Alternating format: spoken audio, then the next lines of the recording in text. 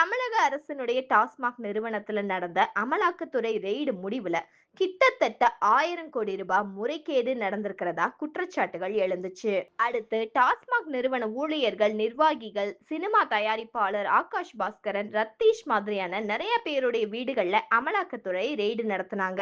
இந்த நிலையில தான் டாஸ்மாக் முறைகேடு சம்பந்தமான அமலாக்கத்துறை விசாரணைக்கு உச்சநீதிமன்றம் இடைக்கால தடை விதிச்சிருக்காங்க. இதை தொடர்ந்து டெல்லியில பிரதமர் நரேந்திர மோடி அவர்கள் தலைமையில நடந்துட்டு வர்ற நிதி ஆயோக் கூட்டத்துல முதலமைச்சர் மு.க. ஸ்டாலின் அவர்கள் பங்கேற்றிருக்காரு. இன்னைக்கு சாயந்தரம் பிரதமர் மோடி அவர்களை பிரத்யேகமாகவும் மு.க. ஸ்டாலின் அவர்கள் மீட் பண்ண போறாரு. அதனாலேயே எதிர்க்கட்சிகள்லாம் அமலாக்கத்துறை ரெய்டுக்கு பயந்து முதல்வர் மு.க. ஸ்டாலின் அவர்கள் டெல்லி போயிருக்கிறதா விமர்சனங்களை முன் வச்சிட்டு வராங்க.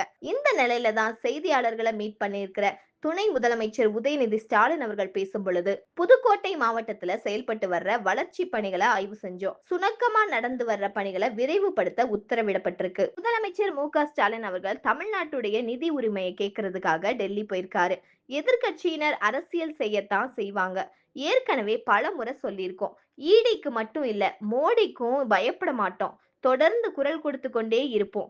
மிரட்ட முயற்சித்தார்கள். மிரட்டி அடிபணிய வைப்பதற்கு திமுக அடிமை கட்சி அல்ல. இது சுயமரியாதை கட்சி. தப்பு செய்கிறவர்கள் தான் பயப்பட வேண்டும். நாங்கள் யாருக்கும் பயப்பட தேவையில்லை. எதுவாக இருந்தாலும் சட்டப்பூர்வமாக சந்திப்போம் அப்படின்னு சொல்லியிருக்காரு உதயநிதி ஸ்டாலின் அவர்கள். அது மட்டும் இல்லாம புதுக்கோட்டை மாவட்டத்துல விளையாட்டு வீரர்களுக்கு பயன்படும் வகையில கபடி, பாக்ஸிங் மாதிரியான விளையாட்டுகளுக்கு சேர்த்து புதிய மல்டி ஸ்போர்ட்ஸ் மைதான பணிகள் டிசம்பர் மாசத்துல முடியும் அப்படின்னு தெரிவிச்சிருக்காரு. இந்த மாதிரியான லேட்டஸ்ட் அரசியல் அப்டேட்ஸ் நான் உடனுக்குடனே தெரிஞ்சுக்கணும்னா மறக்காம நம்ம சேனல் ட்ரெண்டிங் டார்கெட்க்கு சப்ஸ்கிரைப் பண்ணி ஷேர் பண்ணுங்க. பாய், தேங்க்யூ.